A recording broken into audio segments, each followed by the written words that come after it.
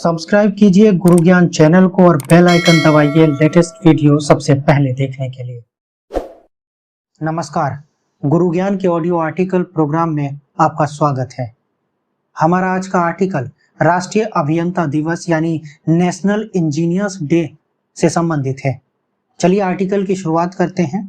प्रत्येक वर्ष 15 सितंबर को भारत महान इंजीनियर मोक्षगुंडम विश्वेश्वरैया की उपलब्धियों को मान्यता देने और उनका सम्मान करने के लिए राष्ट्रीय अभियंता दिवस मनाता है।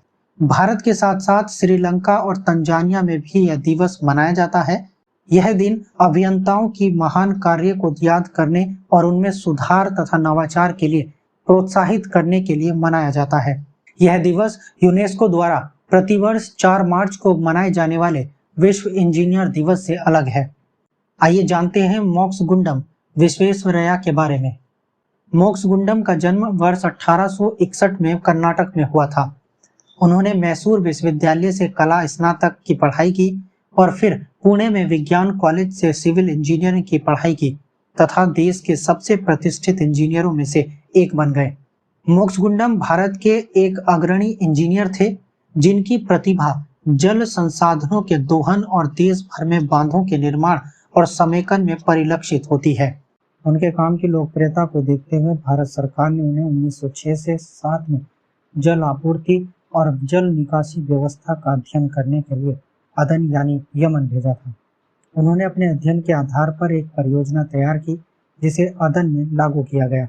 उन्होंने वर्ष 1909 में मैसूर राज्य के मुख्य अभियंता और 1912 में मैसूर रियायत के दीवान के रूप में कार्य किया। इस पद पर वे 7 वर्षों तक रहे। दीवान के रूप में उन्होंने राज्य के समग्र विकास में बहुत बड़ा योगदान दिया। वर्ष 1915 में जनता की भलाई में उनके योगदान के लिए किंग जॉर्ज पंचम द्वारा उन्हें ब्रिटिश भारतीय साम्राज्य के नाइट कमांडर के रूप में नाइट की उपाधि दी गई थी।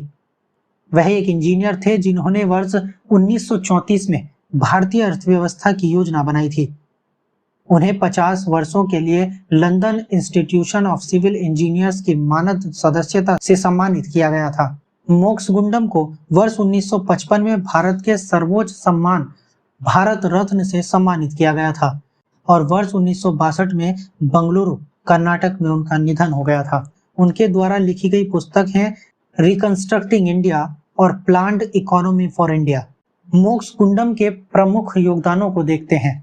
अपने व्यावसायिक जीवन के दौरान मैसूर, हैदराबाद, ओडिशा और महाराष्ट्र में कई उल्लेखनीय निर्माण परियोजनाओं का हिस्सा बनकर उन्होंने समाज के प्रति बहुत योगदान दिया है। वह मैसूर में कृष्णा राजा सागर बांध के निर्माण के लिए मुख्य कार्यकारी इंजीनियर थे।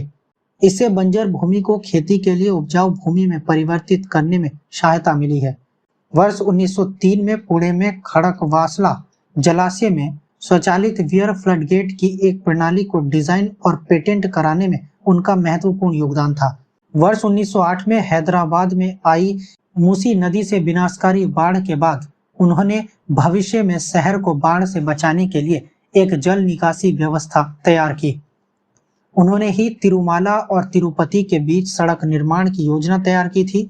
विशाखापट्टनम बंदरगाह को समुद्री कटाव से बचाने के लिए उन्होंने एक प्रणाली विकसित करने में महत्वपूर्ण भूमिका निभाई।